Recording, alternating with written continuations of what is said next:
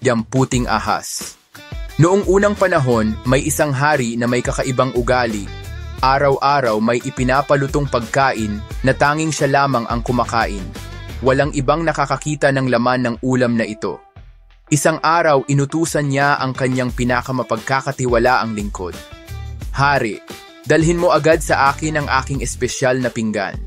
Siguraduhin mong walang makakakita niyan. Kinuha ng lingkod ang pinggan pero dahil sa labis na pag-uusisa, sinilip niya ang laman. Nagulat siya sa nakita. Lingkod, naguguluhan. Isang puting ahas? Ito ba ang kinakain ng hari araw-araw? Dahil sa kuryosidad, kumuha siya ng maliit na kagat. Biglang bumukas ang kanyang pandinig, naririnig at nauunawaan na niya ang wika ng mga hayop. Kinabukasan, nagalit ang reyna dahil nawala ang kanyang gintong singsing. Inakusahan niya ang mga taga-silbi. Reyna, galit. May nagnakaw sa aking singsing. Isa sa inyo ang kumuha. Isang araw kayong lahat para ibalik ito. Habang naglalakad sa hardin, nakarinig ang lingkod ng mga ibon at hayop. Ibon, ang singsing ay kinain ng pato sa lawa. Agad siyang nagpunta sa lawa at sinabi ito sa kusinero ng palasyo.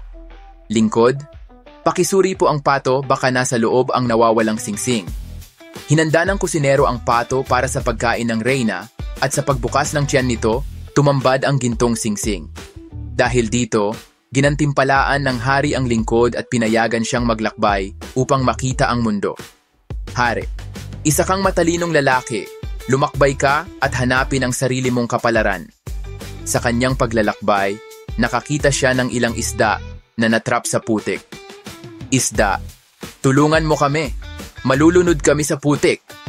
Tinulungan sila ng lingkod at inilagay sa tubig.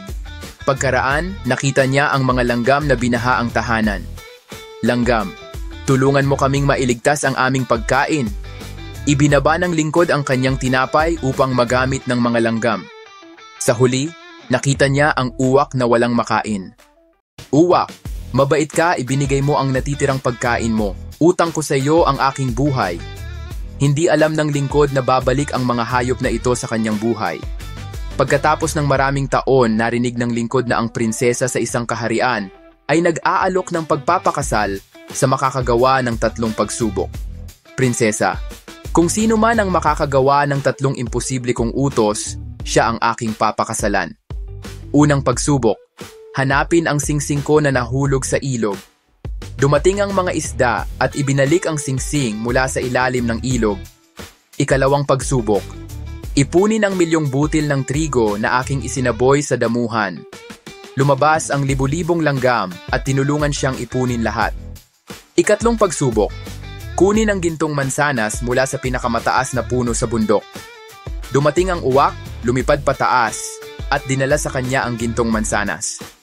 Namangha ang prinsesa at tinupad ang kanyang pangako. Prinsesa, nakangiti. Ikaw ang tunay na matalino, matapang at mabait. Ikaw ang gusto kong makasama habang buhay. At sila'y nagpakasal at namuhay ng maligaya. Aral ng kwento, ang kabutihan ay laging may gantimpala. Ang pagtulong sa kapwa, kahit sa mga hayop, ay babalik sa iyo sa oras ng pangangailangan. Para updated ka sa mga istorya na aming ilalabas, huwag kalimutan ang subscribe. Maraming salamat